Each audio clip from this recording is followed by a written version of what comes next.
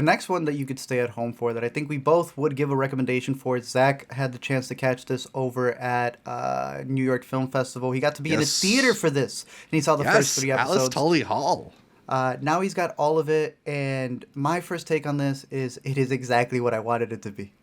You've seen more episodes than me, so hype the people up on what they should expect. Well, I want to hear what you thought about episode 1, because that's the only episode that's out, so a lot of people have had the chance to see it, and I think it's a really interesting episode too. I was glad to get the chance to revisit it and do it in a place where I feel a little bit more like I knew what I was getting into, because I was telling you before we started recording, just getting to experience this the way that I did, watching 3 in a row of what I would not consider like the most bingeable show, even though I really enjoy it because of how like dry and uncomfortable it gets. You need to take a break in between. Yeah, it's nice to sort of like process it and think about it, because it's stuffed full of ideas and interesting themes that it continues to dive in throughout the show. But what struck you about episode 1? I knew he had the dog in him. That's what I thought. This man is insane in this show. Obviously, Emma's still going to act circles around him, but the idea that you have this couple who specifically is using this area to kind of gentrify it, make money in a green, environmental friendly type of way, and then realizing that there's some real estate baggage that also comes with this girl right here. I found it to be a fascinating look at those, like, what did they say that they weren't, the home TV, HGTV? HGTV? Yeah, they're like, we're not like that. We're like a flip on that.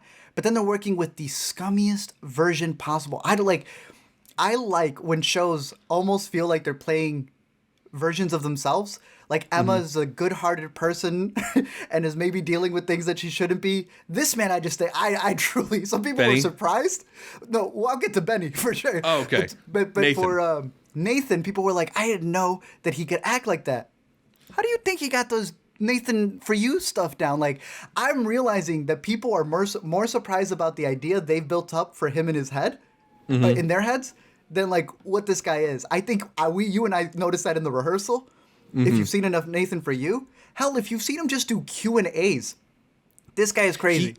He's one of the most like committed to the bit performers that we have. Even if you've just seen like videos of him when he went on, I forget what band he went on tour with, but he would like stand on stage with a guitar and play on his cell phone while they were playing songs, just unspoken. Like he's just a guy who fully dives into these strange ideas in ways that you have to sell the believability of it. And if you've watched any Nathan for You, and if you've watched the rehearsal, you know that he is going to make the scenario believable, even if it is ridiculous. So like, it's really exciting to see him acting in this way, which is maybe a little bit unusual for like how we're used to getting him.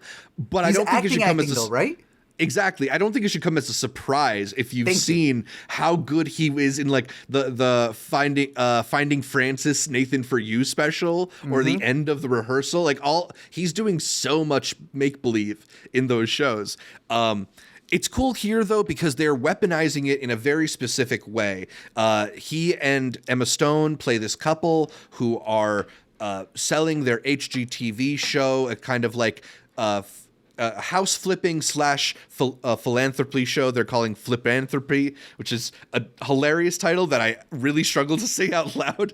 But it's ultimately like examining the limits of like altruistic white people, right? Like they are positioning themselves as these really well-meaning developers who are trying to bring good things to this community. They're opening stores and they're providing jobs and they're renovating homes. But ultimately, this is an act of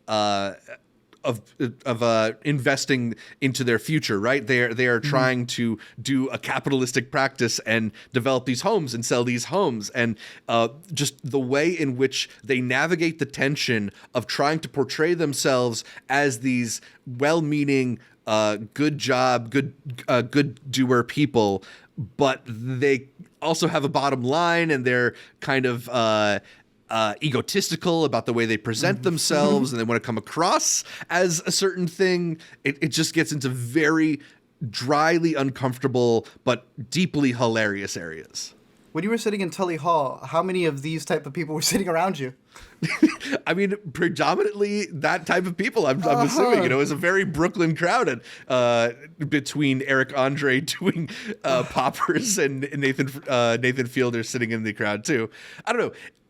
It's funny because like I wonder how much people are going to like see that aspect of it versus just the dry, uncomfortable nature of it. I don't know. It plays into it in really fascinating ways as it progresses. So yeah, I'm excited to discuss this show more with you. Maybe we can check in as the season develops. Did you see the Joe Jonas bit on him when they were at a restaurant? Oh, with the mayonnaise? Yeah. With the mayonnaise? He got him He sent him over some mayonnaise instead of sending over a drink? A thing of mayo. It's so good. He's never off. That's the thing. He's never off. But Safdie, I'll end it with him. Sorry, one more thing on Nathan Fielder. Did you see they did a screening of this and he had his parents moderating the Q&A? No. Is it out? Recorded?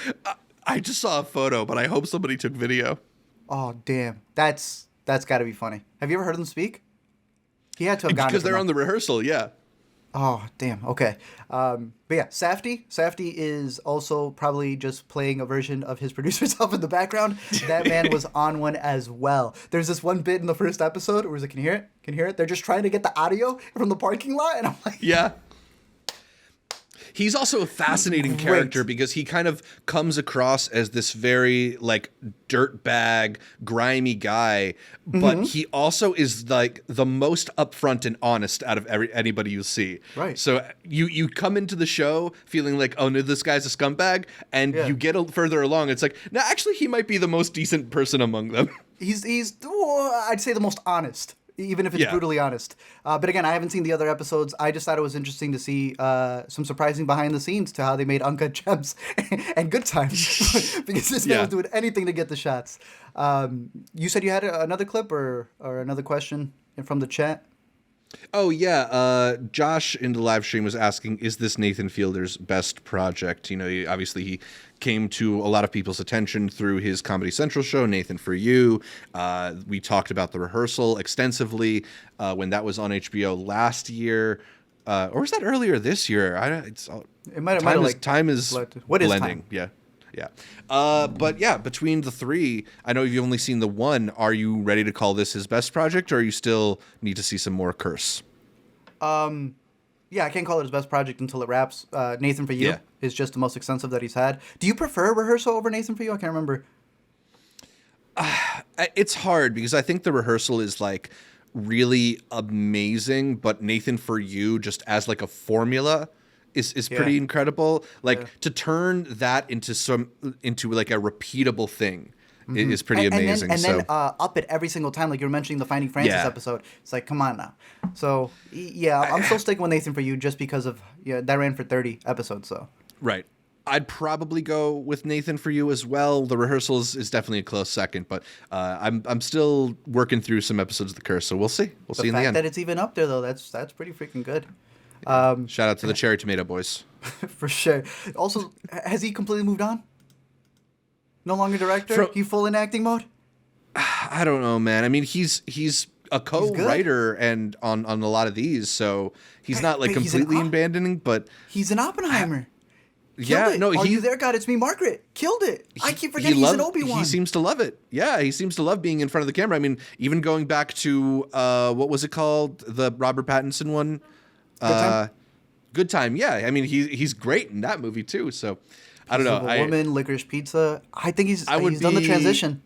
I would be upset if he didn't want to make movies with Josh anymore, but I don't know. I can't blame him. I mean, it's the Duplass path, right? Like they grew into fame as writers, directors, and now all they do is act.